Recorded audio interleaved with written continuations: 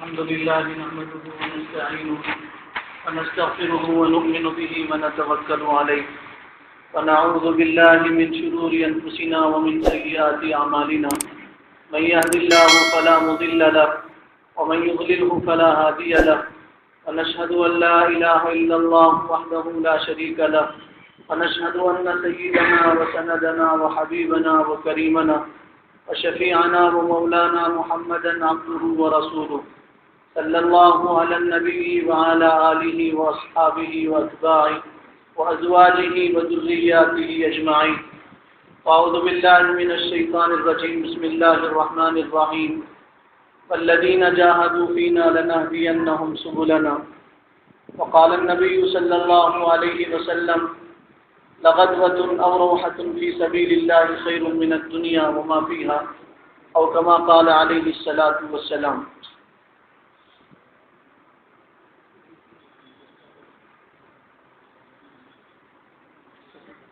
Disturb نہیں ہو.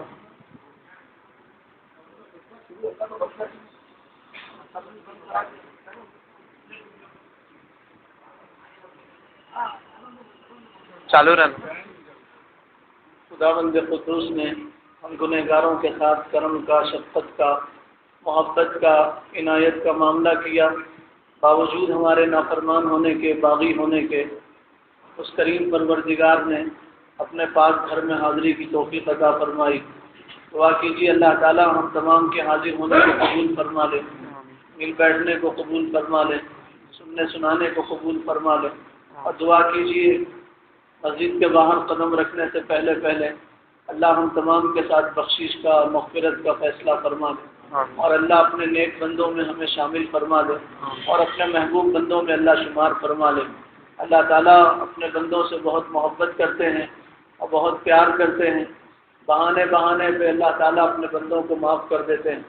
امام احمد ابن حنبل رحمۃ اللہ علیہ کے حالات میں لکھا ہے، آپ جس گھر میں رہتے تھے، آپ کے پڑوس میں ایک پڑوسی رہتا تھا، شراب کی لت لگ گئی تھی، مسلمان تھا، شراب پیتا تھا، بری صحبت مل گئی تھی، لوگوں کے ساتھ بیٹھتا تھا، برے کام کرتا تھا، بے نمازی پن کی حالت میں زندگی گزارتا تھا، سود کا مال کھاتا تھا، کوئی گناہ ایسا نہیں تھا جو وہ نہیں کرتا تھا. لوگ امام احمد ابن حنبل کے پاس آئے اور کہنے لگے یہ مسلمانوں کے نام پر دھبا ہے اور داغ ہے، تم اسے سمجھاؤ. امام احمد ابن حنبل رحمۃ اللہ علیہ نے کہا کئی مرتبہ میں نے سمجھایا، اس کے پیر پکڑے، اس کے سامنے ہاتھ جوڑا، میں نے اس کو بہت سمجھانے کی کوشش کی، وہ سمجھتا نہیں ہے. پھر لوگوں نے کہا ہمارے سامنے آپ ایک مرتبہ سمجھائیے. امام احمد ابن حنبل رحمۃ اللہ علیہ لوگوں کے کہنے پہ اس کے دروازے پہ گئے اور آپ نے دروازہ بجایا. اس نے دروازہ کھولا، وہ شراب کے نشے میں دھت تھا. امام احمد ابن حنبل نے اس سے کہا ہم تجھے دین کی بات کرنے کے لیے آئے اور سمجھانے کے لیے آئے ہیں. تو اس نے امام احمد ابن حنبل جو وقت کے بڑے امام تھے، مشہور امام تھے، ان کے چہرے پہ تھوکا اور ان کے بدن پہ لات مارا اور یوں کہا تم جیسوں کے لیے ہمارے دروازے کھلے نہیں ہیں اور یہاں سے چلے جاؤ، میرے اللہ کا معاملہ ہے، تم بیچ میں مداخلت نہ کرو. لوگ بھڑک گئے، غصہ ہونے لگے. لوگوں نے کہا اس کو گھر سمیت جلا دیں گے، آگ لگا دیں گے. امام احمد ابن حنبل نے فرمایا حضور نے جو قربانیاں دی ہیں، تکلیفیں برداشت کی ہیں، آپ صلی اللہ علیہ وسلم کو لوگوں نے کتنا تڑپایا اور ستایا، حضور کی قربانیوں کو یاد کرو. پھر امام احمد ابن حنبل رحمۃ اللہ علیہ اپنے گھر گئے، لوگ اپنے گھر گئے. امام احمد ابن حنبل نے تہجد کی نماز ادا کی اور پھر تہجد میں اس کی یاد آئی، اس کے لیے روتے رہے اور مانگتے رہے اور کہتے رہے مولا ہمارا کام اس کے دروازے تک پہنچنا ہے اور اس کو تیرے دروازے تک لانا وہ تیرا کام. ہم نے اپنے حصے کا کام کیا، تو اپنی قدرت کا تماشا دکھلا دے اور بتلا دے. امام احمد ابن حنبل رات بھر روتے رہے، پھر صبح اس کے دروازے پہ پہنچے. پھر وہ نشے کی حالت میں تھا، اس نے جھڑک دیا. امام احمد ابن حنبل نا امید ہو گئے، پھر اپنے گھر واپس آ گئے. اور یاد رکھیں جو بندہ مخلص ہوتا ہے وہ کسی کے ظلم سے اور کسی کے ستانے سے اور کسی کے تڑپانے سے اور کسی کے رلانے سے اور کسی کی تکلیف سے وہ بندہ کبھی اللہ کی ذات سے نا امید نہیں ہوتا اور کبھی وہ برا نہیں مانتا. وہ کام اللہ کے لیے کرتا ہے، وہ لوگوں کے لیے نہیں کرتا. اب امام احمد ابن حنبل کے دن گزرتے رہے، راتیں گزرتی رہی. امام احمد ابن حنبل اپنی زندگی میں مشغول ہو گئے. اچانک ایک رات خواب میں رسول اللہ صلی اللہ علیہ وسلم کی زیارت ہوئی. سرکار نے فرمایا احمد ہمارا ایک نیک بندہ تمہارے پڑوس میں انتقال کر گیا اور وہ دنیا سے رخصت ہوا، دنیا سے چل بسا، کیا تم ہمارے ایک خاص امتی کے جنازے میں شریک نہیں ہوگے؟ امام احمد ابن حنبل نیند سے بیدار ہوئے، آپ پڑوس میں گئے، پتہ چلا وہ شرابی کا انتقال ہو گیا۔ تو اس کی بیوی سے امام احمد ابن حنبل نے پردے کی آڑ میں بات کیا اور پوچھا اس نے کون سا نیک عمل کیا تھا کہ جس کی وجہ سے حضور اس کو اپنا خاص امتی بتا رہے اور فرما رہے ہمارے خاص امتی کے جنازے میں تم شرکت نہیں کرو گے؟ تو بیوی رونے لگی اور رو کے کہنے لگی 2 دن پہلے انہوں نے توبہ کیا اور معافی مانگی اور وعدہ کیا کہ میں شراب کو ہاتھ نہیں لگاؤں گا، گناہ کا کوئی کام نہیں کروں گا، نافرمانی کا کوئی کام نہیں کروں گا، اور 2 دن سے یہ نماز پڑھنے لگے تھے۔ آج انہوں نے تہجد کی نماز ادا کی اور پھر سجدے میں گئے اور روتے رہے اور سجدے میں ان کا انتقال ہو گیا۔ پتہ نہیں کب اللہ کون سی ادا سے پیار فرما لے اور اللہ محبت فرما لے اور اللہ زندگی بھر کے سارے گناہوں کو دھل ڈال دے۔ دعا کیجیے اس بیٹھنے پہ اللہ کو پیار آ جائے اور اللہ تعالیٰ اپنے مقربین میں ہمیں شامل فرما لے۔ اللہ تعالیٰ نے ایک عظیم کام کی نسبت سے ہمیں یہاں جوڑا ہے، جو کام ساری دنیا میں چل رہا ہے اور انشاءاللہ قیامت تک چلتا رہے گا، جس کو دعوت و تبلیغ کی عظیم محنت کہا جاتا ہے۔ لوگ پریشان ہیں کہ اس کام سے کیا چاہا جا رہا ہے، گھر چھڑوائے جا رہے ہیں، بستر اٹھائے جا رہے ہیں، مسجدوں میں لایا جا رہا، بٹھایا جا رہا اور صبح سے شام تک مشغول کیا جا رہا، پھر گشت ہو رہا، پھر ملاقاتیں ہو رہی۔ کام کا مقصد کیا ہے؟ ہمارے بڑے فرماتے ہیں کام سے یہ چاہا جا رہا مومن کا تعلق اللہ سے جڑ جائے، ہر مومن کلمہ پڑھنے والا وہ اللہ کا بندہ بن جائے اور رسول اللہ صلی اللہ علیہ وسلم کا سچا امتی بن جائے، یقین آ جائے اس کی زندگی میں، وہ ہر چیز اللہ سے مانگنے والا بن جائے، اپنے ہاتھ اللہ کے دربار میں پھیلا دے اور اپنی جھولی اللہ کے بارگاہ میں دراز کر لے، اسی کو ایمان کہا جاتا ہے۔ اور اللہ تعالیٰ نے قرآن میں فرما ایمان لاؤ، اللہ کس سے فرما رہے؟ ہریجنوں سے نہیں فرما رہے، اللہ کافروں سے نہیں فرما رہے، اللہ یہودیوں سے نہیں فرما رہے، عیسائیوں سے نہیں فرما رہے، بت پرستوں سے نہیں فرما رہے، خدا بیزار لوگوں سے اللہ نہیں فرما رہے، اللہ ایمان والوں سے فرما رہے کہ تم ایسے ایمان لاؤ جیسے صحابہ ایمان لائے۔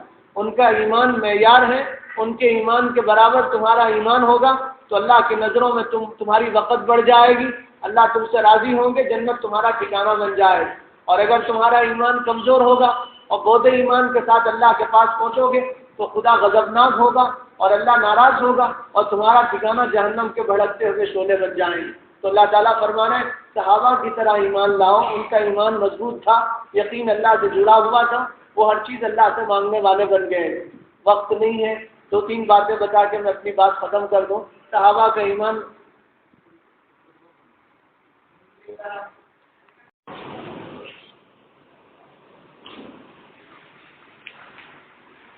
دعوت و تبلیغ کی اس عظیم محنت سے یہ چاہا جا رہا کہ ہر مومن کا تعلق اللہ سے جڑ جائے، مومن اللہ سے لینے والا بنے، اللہ کے سامنے ہاتھ پھیلانے والا بنے، اللہ کا بندہ بنے اور رسول اللہ صلی اللہ علیہ وسلم کا سچا امتی بنے اور سچا غلام بنے۔ اللہ تعالیٰ نے قرآن میں فرمایا ایسے ایمان لاؤ جیسے صحابہ نے ایمان لایا۔ صحابہ کا ایمان تمہارے لیے معیار ہے اور صحابہ کے ایمان کی طرح اپنا ایمان بناؤ۔ ان کا ایمان کیسے مضبوط تھا اور ان کا تعلق اللہ سے کیسے جڑا ہوا تھا اور ان کو خدا کی ذات پہ کیسے بھروسہ تھا اور کیسے یقین تھا اور کیسے توکل تھا۔ حضرت ام شریک رضی اللہ تعالیٰ عنہ ایک صحابیہ نے مکہ مکرمہ میں حضرت ام شریک نے اسلام قبول کیا، رسول اللہ صلی اللہ علیہ وسلم کی رسالت کو تسلیم کیا اور اللہ کے وحدانیت کے بول بولے تو لوگ آپ کے دشمن بن گئے۔ حضرت ام شریف کو مارتے تھے، تکلیفیں دیتے تھے، گلے میں رسی ڈال کے گھسیٹتے تھے۔ حضرت ام شریف رضی اللہ تعالیٰ عنہ کے جسم پہ پتھر برساتے تھے اور آپ کے جسم پہ آگ سے آپ کے جسم کو داغا جاتا تھا، تکلیفیں دی جاتی تھیں۔ حضرت ام شریف نے ساری تکلیفیں برداشت کی۔ ایک مرتبہ حضرت ام شریف اپنے آقا کے پاس آئی اور آ کے کہنے لگی اللہ کے واسطے مجھے آزاد کر دو اور میں مکہ چھوڑنا چاہتی ہوں اور مدینہ منورہ جانا چاہتی ہوں۔ تو آقا کو رحم آیا، ان کے آقا نے ان کو آزاد کیا۔ حضرت ام شریف رضی اللہ تعالیٰ عنہ مکہ سے مدینہ منورہ کی طرف پیدل چلی، باندھی تھی، نوکرانی تھی، لونڈی تھی، سامان آپ کے پاس کچھ نہیں تھا، بدن میں ایک جوڑ کپڑے تھے، اللہ کے بھروسے پہ مکہ مکرمہ سے روانہ ہوئی، پیدل چلی۔ مکہ سے کچھ دور جانے کے بعد مشرکوں نے آپ کو گھیرا، کافروں نے آپ کو پریشان کیا اور کہنے لگے ام شریف کہاں جا رہی ہوں؟ تو حضرت ام شریک نے کہا میں مدینہ جا رہی ہوں۔ لوگوں نے کہا مدینہ میں کیا ہے؟ تو کہا مدینہ میں آقا ہے، رحمت للعالمین ہے، شفیع المذنبین ہے اور وجہ وجود کائنات ہے، مدینہ طیبہ میں رسول اللہ صلی اللہ علیہ وسلم ہے۔ تو لوگوں نے کہا مدینہ میں جا کے رسول اللہ صلی اللہ علیہ وسلم کے پاس جا کے تم کیا کرو گی؟ تو کہا وہ اللہ کے رسول ہیں، ان کے دیدار سے ہماری آنکھوں کو ٹھنڈک ملتی ہے۔ اور پھر فرمایا رسول اللہ کی صحبت ملے گی، اللہ راضی رہیں گے، اور رسول اللہ کی صحبت میں رہ کے ہم اپنا ایمان مضبوط کریں گے۔ تو ظالموں نے جب یہ سنا تو حضرت ام شریک رضی اللہ تعالیٰ عنہ کو تکلیفیں دی، کوڑوں سے آپ کو مارا گیا۔ اس کے بعد تاریخ میں لکھا ہے حضرت ام شریک رضی اللہ تعالیٰ عنہ کہ انہوں نے کپڑے نکال دیے اور برہنہ کر دیا۔ حضرت ام شریک رو رہی ہیں اور یوں کہہ رہی ہیں اللہ کے واسطے مجھے چھوڑو اور مجھے بے عزت نہ کرو اور میری عفت کی چادر کو تار نہ کرو، اور میں مدینہ جا رہی ہوں، میں نے تمہارے ساتھ کوئی برا ارادہ نہیں کیا اور میں نے تمہارا کوئی سامان نہیں چرایا، اور تم میرے ساتھ یہ سلوک کیوں کر رہے ہو؟ تو انہوں نے کہا تم نے کچھ نہیں کیا، لیکن تم مسلمان ہو گئی، ہمارے دین سے پھر گئی ہو، یہ بات ہمیں تکلیف دے رہی ہے اور ہم تمہیں نہیں چھوڑیں گے۔ ام شریک کو برہنہ کیا، پھر ان کے ہاتھ اور پیر باندھ دیے اور تپتی ریت پہ حضرت ام شریک کو لٹا دیا اور یوں کہا جس اللہ کو تم مانتی ہو اس اللہ سے کپڑے مانگو اور اسی اللہ سے پانی مانگو اور اسی اللہ سے کھانا مانگو اور وہی اللہ تمہیں مدینہ طیبہ مدینہ منورہ پہنچا دیں گے۔ حضرت ام شریک کے ہاتھ بندھے ہوئے، پیر بندھے ہوئے، آپ ریت پہ لیٹی ہوئی، کیا گزرتی ہوگی ایک عورت ذات کے جسم پہ؟ ایک عورت ذات ہے، معصوم عورت ذات ہے، جس نے زندگی میں کوئی گناہ نہیں کیا اور نازک عورت ذات ہے، کچھ نہیں کر سکتی، ان کا مقابلہ نہیں کر سکتی، ریت پہ پڑی ہوئی ہے حضرت ام شریف۔ دن تو جیسے تیسے گزر گیا، اور عرب کے بارے میں مشہور ہے کہ وہاں کی زمین شعلے اگلتی اور آسمان سے انگارے برستے ہیں۔ حضرت ام شریف لیٹی ہوئی ہے اور پورا بدن آپ کا جل گیا اور ریت آپ کے بدن کو چپک گئی اور آپ کے بدن میں چھالے پڑ گئے، رات ہوئی، چاندنی نکلی، ٹھنڈک ہوئی، ہوائیں چلنے لگی۔ تو ام شریف کو تھوڑا سا ہوش آیا۔ حضرت ام شریف نے آسمان کی طرف دیکھا اور دیکھ کے یوں فرمایا مولا مجھے کچھ نہیں چاہیے، مجھے پیاس لگی ہے، پانی چاہیے۔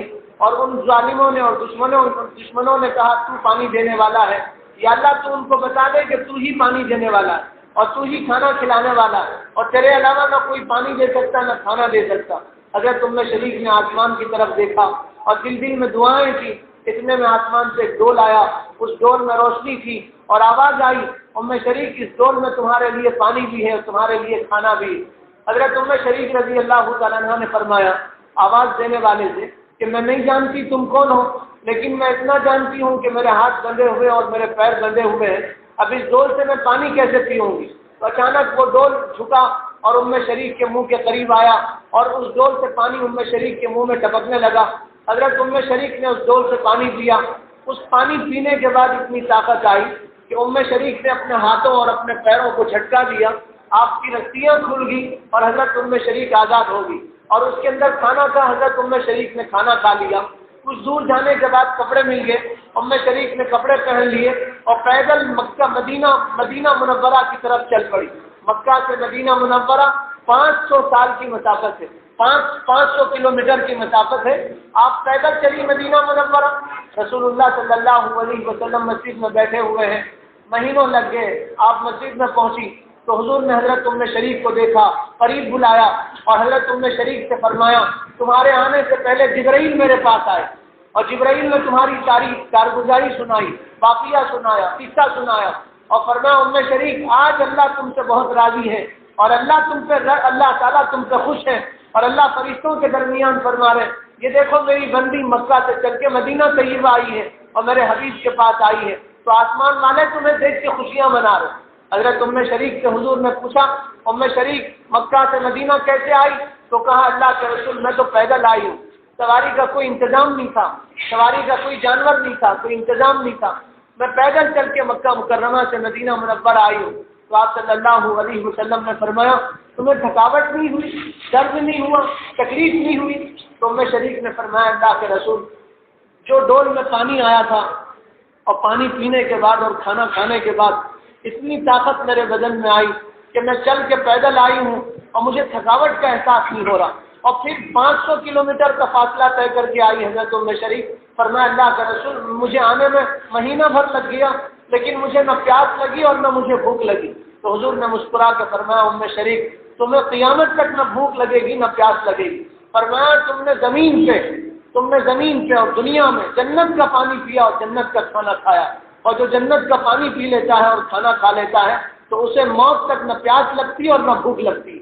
تو یقین تھا، بھروسہ تھا اللہ کی ذات پہ، اور اس ذات نے اللہ سے مانگا تو اللہ تعالیٰ نے جنت کا پانی پلایا اور جنت کا کھانا کھلایا، اور وہ ظالموں کو، کافروں کو، بت پرستوں کو اور وہ دشمنوں کو بتا دیا کہ اللہ دینے کا قادر ہے، اور اللہ جب دینے پہ آئے تو اللہ کو کوئی ذریعہ اور وسیلے کی ضرورت نہیں ہے، اللہ بلا واسطے کے عطا فرماتے ہیں اور دے دیتے ہیں۔ روایتوں میں لکھا ہے اسلامی تاریخ میں، مگر افسوس کے ساتھ کہنا پڑتا ہم لوگ اپنی تاریخ نہیں پڑھتے، ہمیں اپنی ہسٹری نہیں معلوم، اپنے واقعات نہیں معلوم۔ ایک مسلمان سے آپ دنیا بھر کی تاریخ پوچھو، وہ بتا دیتا ہے اور بلا جھجک بول دیتا ہے اور گھنٹوں بیٹھ کے تبصرے کرتا ہے اور تذکرے کرتا ہے، مگر افسوس ایک مسلمان کو حضور کے نانا کا نام پوچھو نہیں معلوم، حضور کے نانی کا نام پوچھو نہیں معلوم، حضور کے خاندان والوں کا نام پوچھو نہیں معلوم۔ مسلمان سے آپ پوچھو اہل بیت کس کو کہتے ہیں، مسلمان نہیں بتا سکتا۔ سیاست کے تذکرے ہیں، کھلاڑیوں کے تذکرے، دنیا بھر کے لوگوں کے تذکرے، خود اپنے خاندان کی ہسٹری مسلمان یاد رکھا ہوا، لیکن افسوس اپنی تاریخ مسلمانوں کو یاد نہیں۔ اور لکھا ہے علماء نے، جو قوم اپنی تاریخ نہیں جانتی وہ قوم، اس قوم کی حیثیت مٹی کے ڈھیر کی ہو جاتی، جو پیروں تلے رونڈی جاتی ہے اور قدموں تلے بچھائی جاتی۔ 56 سے زیادہ ممالک مسلمانوں کے پاس ہیں، اس کے باوجود مسلمانوں کی کوئی حیثیت نہیں، مسلمانوں کا کوئی وزن نہیں، اس کے باوجود کوئی مسلمانوں کو تاؤ میں لانے کے لیے تیار نہیں۔ ساری دنیا کی طاقتیں مسلمانوں کے خلاف جمع ہو گئی۔ اس کی وجہ یہ ہے مسلمانوں کو اپنی تاریخ یاد نہیں، اور نہ مسلمانوں کا تعلق اللہ سے ایسے ہے جیسے ہونا چاہیے، اور نہ مسلمان رسول اللہ سے ایسی محبت کرتے جیسے صحابہ نے حضور سے محبت فرمایا۔ تو میں یہ عرض کر رہا تھا، تاریخ میں لکھا ہے ایک خاتون مسلمان ہوئی، بیوہ خاتون، شوہر کا انتقال ہو گیا، چھوٹا سا بچہ گود میں تھا، وہ عورت مسلمان ہوگی تو قبیلے والوں نے، خاندان والوں نے یوں کہا کہ تم بددین ہو گئی ہو اور دین سے پھر گئی ہو، اب تم ہمارے شہر میں نہیں رہ سکتی، اب تم یہاں سے چلی جاؤ اور جہاں جانا چاہتی ہو چلی جاؤ۔ تو وہ خاتون کو قبیلے والوں نے قبیلے سے نکالا، گاؤں والوں نے گاؤں سے نکالا، چھوٹے سے بچے کو لے کے وہ مدینہ منورہ آئی۔ آپ صلی اللہ علیہ وسلم مسجد میں تھے، اپنی مسجد میں تھے، مسجد نبوی میں تھے، حضور نے خاتون کو دیکھا، آپ خوش ہوئے، آپ نے جنت کی بشارت سنائی اور فرمایا تم بیوہ ہو اور تمہارے شوہر نہیں ہے اور یتیم بچہ ہے اور تمہارا کوئی سہارا نہیں دنیا میں۔ فرمایا جس کا کوئی سہارا نہیں ہوتا اللہ اس کے رسول اس کا سہارا بن جاتے ہیں۔ پھر آپ نے فرمایا ہم تمہارے رہنے کا انتظام کریں گے۔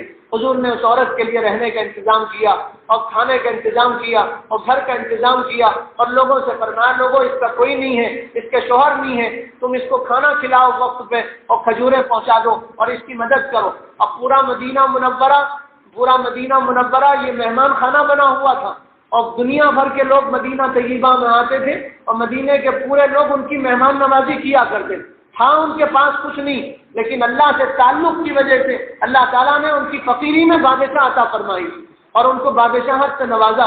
پورا مدینہ مہمان خانہ تھا، پوری دنیا سے لوگ ان کے پاس آتے تھے اور کھا کے چلے جاتے تھے۔ اب وہ عورت، بیوہ عورت، حضور نے ٹھہرنے کا انتظام کیا، وہ عورت رہنے لگی، دن گزرنے لگے، راتیں کٹنے لگی، بچہ بڑا ہونے لگا، تو اس عورت کو خیال آیا میرا بچہ بڑا ہو رہا، میں کب تک لوگوں پہ بوجھ بنوں گی اور کب تک لوگ مجھے کھلائیں گے اور کب تک لوگوں کا احسان میں لوں گی، میں خود کام کروں گی۔ تو اس عورت نے عورتوں سے معلوم کیا مدینہ میں کوئی کام ہے؟ عورتوں نے کہا ہم جنگل جاتی ہیں اور لکڑیاں کاٹ کے لاتی ہیں اور شام میں مدینے کے بازار میں اس کو بیچ دیتی ہیں، تم بھی ہمارے ساتھ کام کرو۔ وہ عورت جنگل جاتی، لکڑیاں کاٹ کے لاتی، جو پیسے مل جاتے اپنا گزارا کر لیتی، اپنے بچے کو کھلا دیتی، ایسے زندگی گزرنے لگی۔ وہ عورت ایک مرتبہ جنگل گئی، اس کا چھوٹا سا بچہ بخار میں مبتلا ہو گیا اور بخار سے تڑپنے لگا۔ صحابہ گئے، بچے کو گود میں اٹھایا اور دوا پلانے لگے اور اس بچے کو ہوش میں لانے لگے۔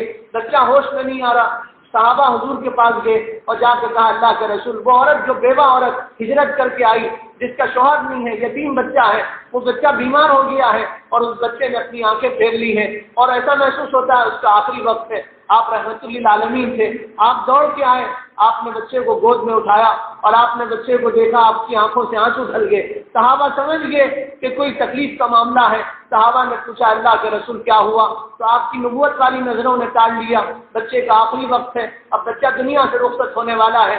تو آپ صلی اللہ علیہ وسلم نے صحابہ سے فرمایا اب یہ دنیا سے چلا جائے گا اور اس کا انتقال ہو جائے گا، اس کا آخری وقت ہے اور اس کا چراغ گل ہونے والا ہے اور سورج غروب ہونے والا ہے۔ اب صحابہ نے جب یہ سنا تو ہچکیاں لگ گئی کہ پہلے اس عورت کا کوئی سہارا نہیں تھا، یہ بچہ سہارا تھا، اب بچہ بھی مر جائے گا تو اس عورت کا کون سہارا ہو جائے گا؟ اب وہ صحابہ نے فرمایا عورت کو اطلاع دیں گے، حضور نے فرمایا اسے اطلاع مت دو۔ اس کے بعد حضور نے اس بچے کو اپنے گود میں اٹھایا اور اس بچے نے سرکار کے گود میں دم توڑ دیا۔ کیا خوش نصیبی کی موت جو سرکار کے گود میں آ جائے۔ بچہ انتقال کر گیا، آقا نے فرمایا اس بچے کو نہلاؤ اور کفناؤ، ہم اس کی نماز جنازہ پڑھائیں گے۔ بچے کو غسل دیا گیا، کفنایا گیا اور کفن پہنا کے تیار کیا گیا۔ سرکار تشریف لائے، آپ نے نماز بھی پڑھا دی، دفنانے کی تیاری ہو رہی تھی۔ عورت کو پتا چلا بچے کا انتقال ہوا، وہ دوڑتے ہوئے آئی۔ صحابہ یہ سمجھ رہے تھے کہ وہ باویلا کرے گی، وہ گال پیٹے گی، وہ گریبان چاپ کرے گی، وہ خوب روئے گی اور چلائے گی، لیکن تاریخ گواہ ہے وہ عورت آئی اور بچے کے پیروں کے پاس بیٹھی اور آسمان کی طرف اس عورت نے دیکھا اور دیکھ کے فرمایا ہاجر تو الیک طوعا، یا اللہ میں خوشی سے ہجرت کر کے آئی ہوں، مدینہ منورہ آئی ہوں۔ پھر فرمایا ہاجر تو الیک طوعا، ہاجر تو الیک طوعا، یا اللہ میں ہجرت کر کے آئی ہوں، ولا تشمت بی الاعداء، یا اللہ دشمن تانا دیں گے اور کیا کہیں گے تجھے اسلام نے کیا دیا، تجھے محمد صلی اللہ علیہ وسلم نے کیا دیا، تجھے تیرے رب نے کیا دیا۔ دشمن تانا دیں گے، فقرے کسیں گے، دل دکھائیں گے اور مجھے تانا دیں گے، میں برداشت کر لوں گی۔ یا اللہ تجھے تانا دیں گے، تیرے رسول کو تانا دیں گے، مجھ سے برداشت نہیں ہوگا، مجھے کچھ نہیں چاہیے، مجھے میرا بچہ زندہ چاہیے۔ تاریخ میں لکھا ہے اس عورت نے 3 بول بولے اور اس کا بچہ کفن پھاڑ کے زندہ ہوا اور کھڑا ہو گیا۔ رسول اللہ صلی اللہ علیہ وسلم نے فرمایا اس نے یقین کے ساتھ مانگا تھا، اللہ نے اس کے مردہ بچے کو زندہ کر دیا۔ اور لکھا ہے وہ بچہ کب تک زندہ رہا؟ حضور کے زمانے میں زندہ رہا، حضرت ابوبکر کے زمانے میں زندہ رہا، حضرت عمر کے زمانے میں زندہ رہا، حضرت عثمان کے زمانے میں وہ بچہ شہید ہوا۔ تاریخ میں لکھا ہے 33 سال وہ بچہ زندہ رہا۔ یقین تھا، بھروسہ تھا اللہ کی ذات پہ۔ اللہ تعالیٰ نے مردہ بچے کو عورت کی دعا پہ زندہ کر دیا اور قیامت تک کے مسلمانوں کو بتایا ایسا یقین بناؤ، ایسا بھروسہ ہو اللہ کی ذات پہ، اس کو ایمان کہتے، اتنا تعلق ہو اللہ کی ذات، تب یہ ایمان ہمارا جنت میں پہنچائے گا۔ اب تو ہمارا معاملہ عجیب ہے، کیا ہمارا بودا ایمان اور کمزور ایمان، کسی مسلمان سے دین کی بات کرو وہ منہ چڑھانے لگتا ہے، رسول اللہ صلی اللہ علیہ وسلم کی سیرت پڑھو وہ اٹھ کے بھاگنے لگ جاتا ہے۔ کیسا ہمارا ایمان؟ ایمان تو وہ جو آدمی پہاڑوں سے ٹکرا لے، ایمان تو وہ کہ آدمی ظالم بادشاہ کے سامنے بھی بات کرنے سے گریز نہ کرے، اس کو ایمان کہتے۔ آپ ہندوستان کی تاریخ پڑھیے، خود یہاں کے جو بادشاہ گزرے، اورنگزیب رحمۃ اللہ علیہ، ان کے باپ تھے شاہ جہاں رحمۃ اللہ علیہ، شاہ جہاں ان کے باپ تھے۔ شاہ جہاں کے زمانے میں ایک بہت بڑے ولی گزرے، ملا جیون رحمۃ اللہ علیہ۔ ملا جیون ہندوستان کے بہت بڑے عالم گزرے اور بہت بڑے مفسر گزرے اور بہت بڑے فقیہ گزرے۔ آپ نے کتاب لکھی ہے اصول فقہ کے عنوان سے، وہ کتاب درس نظامی میں پڑھائی جاتی، نور الانوار اس کتاب کا نام ہے۔ ملا جیون رحمۃ اللہ علیہ دلی کی جامع مسجد میں جمعہ میں خطبہ دیا کرتے تھے اور بیان کیا کرتے تھے اور جمعہ کی نماز پڑھایا کرتے تھے۔ شاہ جہاں کو اپنی حکومت پہ ناز تھا اور غرور تھا، اور عالمگیر اورنگزیب رحمۃ اللہ علیہ چھوٹے سے بچے تھے اور ملا جیون رحمۃ اللہ علیہ کے پاس پڑھتے تھے اور ملا جیون رحمۃ اللہ علیہ ان کے استاد تھے۔ شاہ جہاں ایک مرتبہ ریشم کا لباس پہن کے دلی کی جامع مسجد میں آیا، بادشاہ تھا، غرور تھا، گھمنڈ تھا، تکبر تھا، اتراتا تھا بادشاہ، اور پہلی صف میں آ کے بیٹھا اور پہلی صف میں علماء ہوتے تھے اور بکے ہوئے علماء ہوتے تھے، علماء سو ہوتے تھے، اور بادشاہ آ کے بیٹھا اور ریشم کا لباس پہن کے بیٹھا اور بادشاہ نے علماء سے پوچھا میں ریشم کا لباس پہن کے آیا، بتاؤ میرے لیے ریشم کا لباس پہننا حلال ہے یا حرام؟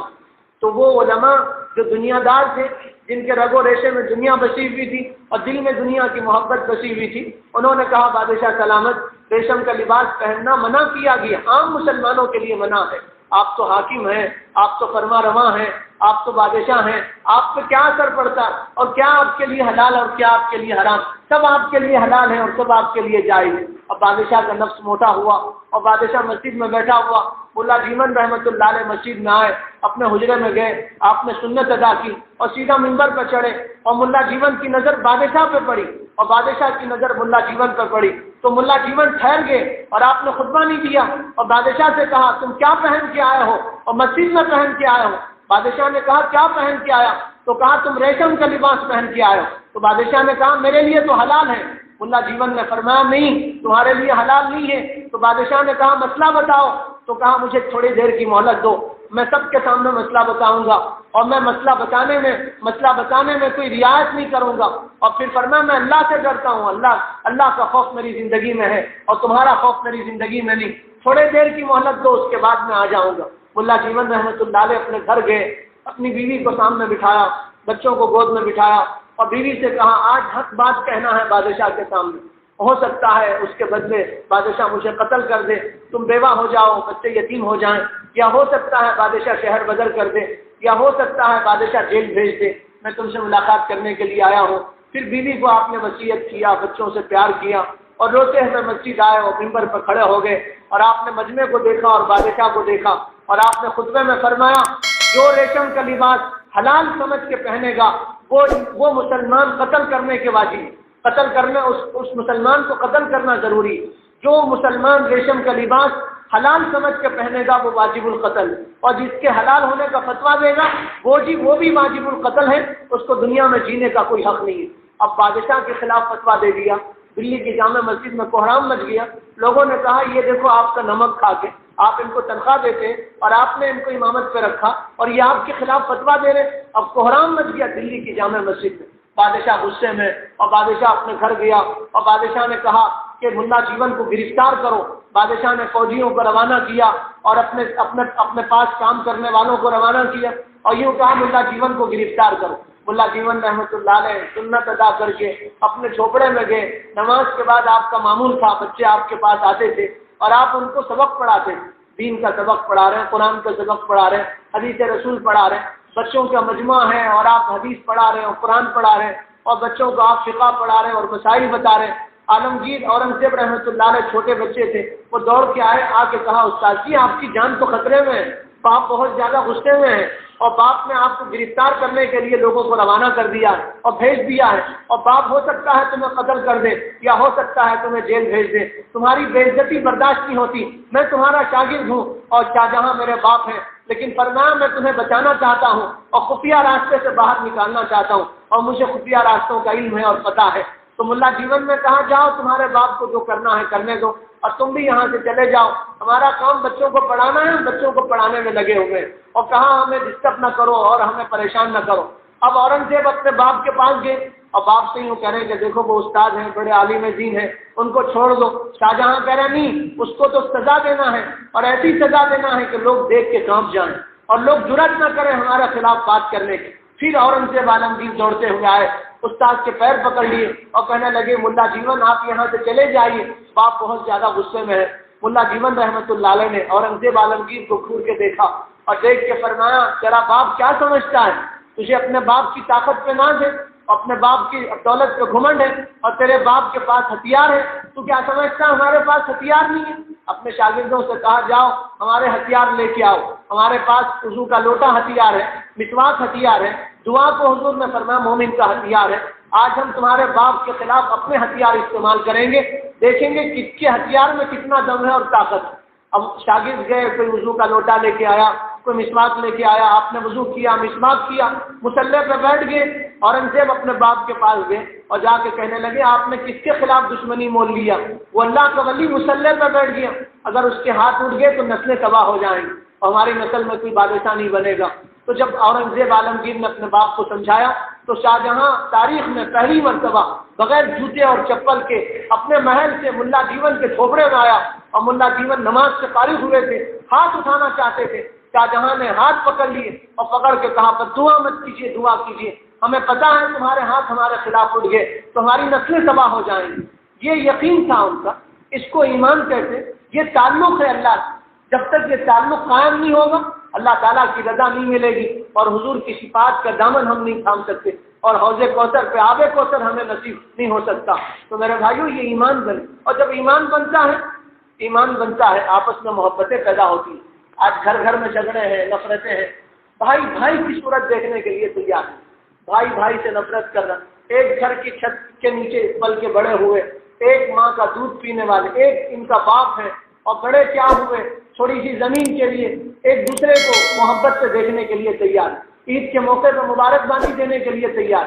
اس کی وجہ ایمان ہی بنا، اور جب ایمان بنا تھا حضرت علی رضی اللہ تعالیٰ عنہ کے بارے میں لکھا، آپ خلیفہ ہیں، مسلمانوں کے حاکم ہیں، فجر کی نماز پڑھانے کے لیے آپ اپنے گھر سے نکلے، حضرت علی رضی اللہ تعالیٰ عنہ، راستے میں ابن ملجم ظالم آپ کا قاتل تاک میں بیٹھا ہوا تھا اور اس کے ہاتھ میں خنجر تھا، حضرت علی اس کے پاس سے گزرے تو اس نے خنجر نکالا اور حضرت علی کے بدن پہ وار کیا، اور اتنے وار کیا کہ حضرت علی کا بدن پھٹ گیا اور پیٹ پھٹ گیا، انتڑیاں باہر نکل گئی، خون نکل کے بہنے لگا، حضرت علی کی چیخ نکل گئی، آپ نے اللہ کو پکارا تو لوگ جمع ہوئے، لوگوں نے کہا علی سے، حضرت علی آپ کو کس نے مارا؟ تو آپ نے اشارہ کیا، ابن ملجم پکڑا گیا، اتنے میں حضرت علی کا خون بہہ گیا تھا، آپ بے ہوش ہو گئے، لوگ آپ کو اٹھا کے لے کے آئے اور آپ کو لٹایا، بہت دیر کے بعد ہوش آیا، جب آپ نے اپنی آنکھیں کھولی تو آپ نے دیکھا سامنے اتنے ملزم ہیں اور وہ رسیوں میں بندھا ہوا ہے اور اس کے ہاتھ کٹے ہوئے ہیں۔ حضرت علی نے اسے دیکھا اور دیکھ کے مسکرایا،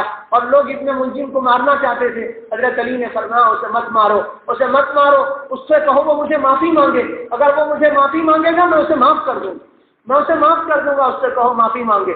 اب ابن ملزم نے کہا میں معافی نہیں مانگوں گا۔ اس کے بعد کسی نے حضرت علی کو پانی پیش کیا، حضرت علی کی آنکھوں سے آنسو ڈھل گئے، آپ نے فرمایا قاتل کو مقتول سے زیادہ پیاس لگتی، قتل کرنے والا زیادہ پریشانی میں ہوتا، اس کے پسینے نکل جاتے ہیں، اس کا حلق خشک ہو جاتا ہے، اور قاتل گرفتار ہوا ہے اور وہ گھبرا رہا ہے، مجھ سے زیادہ پانی کی ضرورت اسے ہے، اسے پانی پلا، دنیا سے رخصت ہو رہے اپنے قاتل کو پانی پلا، اور بھائی بھائی کی صورت دیکھنے کے لیے تیار ہوئی۔ پھر قاتل ابن ملزم کو پانی دیا گیا، وہ پانی لیا اور اس نے پانی زمین پہ پھینک دیا، تو حضرت علی نے مسکرا کے فرمایا کاش تو پانی پی لیتا تو میں اللہ کے پاس کیوں کہہ دیتا یا اللہ اس نے معافی مانگ لیا تھا، میں نے معاف کر دیا تھا، میرا دیا ہوا پانی اس نے پی لیا، تو نے آخری موقع بھی گنوا دیا۔ اس کے بعد حضرت علی نے کلمہ پڑھا، آپ دنیا سے چلے گئے۔ قاتل کے بارے میں آپ کی خواہش ہے کہ اللہ کے بارگاہ میں وہ معاف ہو جائے اور جنت اس کا ٹھکانہ بن جائے، بھائی بھائی کو معاف کرنے کے لیے تیار ہے۔ ایمان بنا ہوا تھا۔ ایک صاحب عراق سے مدینہ منورہ آئے، مدینہ منورہ غیر مسلم تھے، مسلمان نہیں، جب مدینہ آئے تو آپ نے مدینے کے لوگوں سے کہا میں عراق سے پیدل آ رہا ہوں، اور عراق سے جب چلا تو دیکھا میں نے مسلمان آپس میں ایسے رہتے ہیں جیسے ایک ماں باپ کی اولاد، تو کسی نے فرمایا ذاک ایمان، وہ ایمان ہے، ایمان ان کو جوڑا ہوا ہے، ایمان کی محنت میں لگے ہوئے، آپس میں محبتیں ہیں، آپس میں تعلقات ہیں، دلوں میں محبتیں ہیں، ایمان کی وجہ سے۔ ایک اخبار میں واقعہ آیا تھا، خود ہندوستان کا واقعہ، دو بھائی آپس میں، دونوں کی زمین تقسیم ہو رہی تھی، دو ہی بھائی تھے، باپ کا انتقال ہوا تو بڑے بھائی نے کہا زمین کے بیچ میں جو آم کا درخت ہے وہ میرا ہے، چھوٹے بھائی نے کہا نہیں، چھوٹے بھائی کے حصے میں آتا وہ آم کا درخت میرا ہوگا۔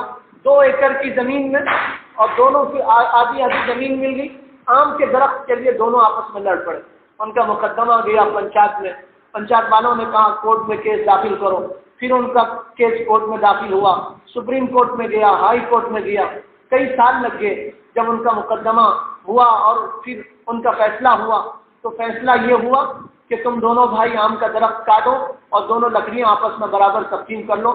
اور جب فیصلہ ہوا تھا تو اس وقت ان کے گھر بھی گئے تھے، روڈ پہ آ گئے تھے لوگ، بھائی بھائی میں محبت نہیں، اس کی وجہ ایمان کی محنت نہیں ہو رہی، اس سے ہم بہت دور ہیں۔ اور جب محنت ہو رہی تھی میرے بھائیوں، حضرت عثمان غنی رضی اللہ تعالیٰ عنہ ہیں، آپ کے پاس ایک صاحب آئے، انہوں نے کہا عثمان کوئی کام ہے آپ میرا کام کر دیجئے۔ حضرت عثمان نے کہا ابھی میں مسلمانوں کے ساتھ جا رہا ہوں، مسلمانوں کے اجتماعی کام میں، اور میں تمہارا انفرادی کام نہیں کر سکتا۔ تو انہوں نے اصرار کیا اور کہا امیر المومنین میرا کام کر دیجیے۔ حضرت عثمان کو غصہ آیا، حضرت عثمان نے ان کا کان پکڑا اور کھینچا زور سے، اور کھینچ کے آپ آگے بڑھ گئے، کچھ دور آگے بھی نہیں بڑھے تھے، بدن کانپنے لگا اور آپ کے بدن میں لرزہ طاری ہوا اور آنکھوں سے آنسو نکل گئے۔ پھر آپ نے لوگوں سے کہا ابھی جو صاحب آئے تھے اور جن کا میں نے کان پکڑا تھا ان کو بلاؤ، ان کو بلا کے لایا گیا۔ حضرت عثمان نے ان کا ہاتھ اپنے ہاتھ میں لیا اور لے کے فرمایا میرے کان پہ ہاتھ رکھو اور میرا کان زور سے پکڑ کے کھینچو۔ وہ ڈرنے لگے، کہنے لگے آپ امیر ہیں، آپ حضور کے داماد ہیں، سرکار نے فرمایا تھا میری 40 بیٹیاں ہوتی اور یہ کے بعد دیگر انتقال ہو جاتا تو وہ 40 کی 40 بیٹیاں میں عثمان کے نکاح میں دے دیتا. آپ کو ذی النورین کہا جاتا ہے، میں گستاخی نہیں کر سکتا. حضور نے آپ کو جنت کی بشارت کی ہے، آپ اس وقت مسلمانوں کے حاکم ہیں، میں آپ کا کان پکڑ کے کھینچوں؟ تو حضرت عثمان نے کہا اگر تو میرے ساتھ خیر خواہی کرنا چاہتا ہے تو میرا کان پکڑ کے کھینچ. وہ ڈرنے لگا، کپ کپانے لگا، وہ لرزنے لگا، وہ پیچھے ہٹنے لگا. حضرت عثمان نے اس کا ہاتھ پکڑا، اپنے کان پہ رکھا اور رکھ کے فرمایا کھینچ، زور سے کھینچ. وہ زور سے کھینچنے لگا. کہا اور زور سے کھینچ. وہ زور سے کھینچنے لگا. آپ زمین پر بیٹھ گئے اور کھڑے ہوئے اس کی پیشانی کو بوسہ دیا اور دے کے فرمایا تو نے میرا آخرت کا مسئلہ حل کر دیا. اس نے کہا کیسا مسئلہ؟ تو کہا میں نے تجھ پہ ظلم کیا تھا، اگر اللہ مجھ سے پوچھتے عثمان تم نے ایک آدمی کا کان پکڑ کے کھینچا تو بتاؤ عثمان اللہ کو منہ بتانے کے قابل نہیں ہو. زمین ہڑپ کر جا رہے، لوگوں کا مال کھا جا رہے، بہنوں کا حق نہیں دے رہے اور فکر نہیں اللہ کو منہ بتانا ہے اور اللہ کے پاس حاضری دینا ہے. ایمان بنے گا آدمی کے سارے اعمال بنے گے. ایمان مضبوط ہوگا آدمی کا اعمال پہ چلنا آسان ہو جائے گا. تو وہ ایمان کی محنت کے لیے میرے بھائیوں یہ دعوت و تبلیغ کی محنت ہے. اللہ تعالیٰ نے اس زمانے میں جاری فرمایا. جن لوگوں نے اس محنت کو شروع کیا دعا کیجیے اللہ ان کے درد کا کچھ حصہ اور کچھ شیما ہمیں بھی نصیب فرمائے. تو یہ محنت ایمان بنانے کی محنت، اور جب تک ہم محنت نہیں کریں گے ہمارا ایمان نہیں بنے. دنیا کا دستور ہے کچھ پانے کے لیے کچھ کھونا پڑتا ہے، کچھ لینے کے لیے کچھ دینا پڑتا ہے، کچھ حاصل کرنے کے لیے کچھ گنوانا پڑتا ہے. ایمان جیسی قیمتی چیز ہمیں چاہیے تو اس کے لیے محنت کی ضرورت ہے. اب صحابہ نے قربانیاں دی، وہ قربانیاں تو نہیں مانگی جا رہی. صحابہ کی قربانیاں کیسی قربانیاں؟ حضرت حبیب رضی اللہ تعالیٰ عنہ ہے، مسلمہ ابن کذاب نے آپ کے ہاتھ کاٹ دیے، پیر کاٹ دی، آنکھ نکال دی اور پورا جسم ٹکڑیوں میں بانٹ دیا اور تھیلے میں بھر دیا اور مدینہ منورہ ان کا جسم بھیجا دیا. کیا گزرتی ہوگی؟ ہمارے بدن میں کانٹا چپ جائے ہم لرز جاتے ہیں اور ہمارے بدن پہ چھالے پڑ جائیں ہم پریشان ہو جاتے ہیں اور لوگوں کو بتاتے پھرتے ہیں کہ ہم بیمار ہو گئے اور ہمارے بدن میں تکلیف ہے اور درد ہے. پورا بدن کاٹا گیا، مسولہ کیا گیا، پہچان مشکل ہو گئی تھی، تھیلے میں ڈال کے مدینہ منورہ بھیجا گیا. جو لاش کو دیکھتا تھا اس کی چیخ نکل جاتی. ان کی ماں کو پتا چلا تو ماں ہی لاش کے پاس اور ماں نے لاش کو تھیلے میں سے نکالا اور ایک ایک بوٹی سی اس سے پیار کرنے لگی اور آسمان کی طرف دیکھنے لگی اور دیکھ کے کہنے لگی جہاں اليوم ارضعت ہو، بیٹے یہ دن دیکھنے کے لیے تو میں نے تجھے دودھ پلایا. میری تمنا تو تھی کہ تو شہید ہو جائے اور میں شہید کی ماں بن جاؤں. وہ تمنائیں ہماری تمنائیں بن جائیں، وہ آرزویں ہماری آرزو بن جائیں. نظام الدین دلی میں ایک حافظ صاحب تھے اور وہیں رہا کرتے تھے اور نظام الدین دلی میں اکابرین کی خدمت کیا کرتے تھے. حضرت مولانا یوسف صاحب رحمۃ اللہ علیہ کا زمانہ تھا. حضرت مولانا یوسف صاحب کے سامنے وہ حافظ صاحب آئے تو حضرت مولانا نے فرمایا حافظ جی جماعت تیار ہے، آپ جماعت کو لے جائیے اور یہ جماعت کا کوئی امیر نہیں ہے، آپ ان کے امیر بن جائیے. اب وہ جماعت کو لے کے اسٹیشن پہ آئے اور جو حضرات ان کو چھوڑنے کے لیے آئے تھے ان کو بلا کے آپ کرنے لگے بھائیوں میں حضرت کے پاس آیا تھا اور ایک خبر سنانے کے لیے آیا تھا، لیکن حضرت نے فرمایا جماعت تیار ہے اس کو لے کے جاؤ. میں اپنی بات حضرت کے سامنے نہیں بتا سکا تو چھوڑنے جو لوگ آئے تھے انہوں نے کہا کیا بات؟ تو کہا میرے جوان بیٹے کا انتقال ہو گیا، میں خبر دینے کے لیے آیا تھا میرا بیٹا کا جنازہ ہے اور آپ جنازے کی نماز پڑھائیے. لیکن میرے بولنے سے پہلے حضرت نے کہا کہ جماعت تیار ہے آپ لے کے جائیے. آپ حضرت کو اطلاع دے دیجیے اور فرمایا کہ وہ حضرت میرے بچے کی نماز پڑھا دیں گے اور آپ کفن دفن میں شریک ہو جائیے. تو کسی نے کہا آپ بات کہہ دیتے تو حضرت تو آپ کو مجبور نہیں کرتے تھے.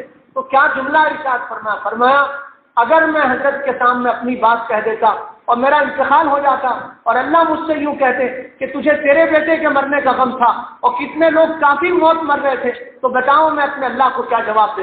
پھر فرمایا میں اپنی بات پیش کر دیتا تو دین کے مقابل میں میری بات آگے ہو جاتی اور دین کی بات پیچھے ہو جاتی اور میں گستاخ بن جاتا اور بے عزت بن جاتا. اس لیے میں نے اپنی بات نہیں کہا اور جماعت لے کے نکل گئے. یہ قربانیاں تھی جو دین ہم تک پہنچ، اور جب تک ہم یہ قربانی نہیں دیں گے نہ ایمان بنے گا، نہ دین آگے پھیلے گا اور نہ نسلوں تک دین پھیلے گا. اس کے لیے میرے بھائیوں ہمت کر کے بتا دو کون کون تیار ہے 4 مہینے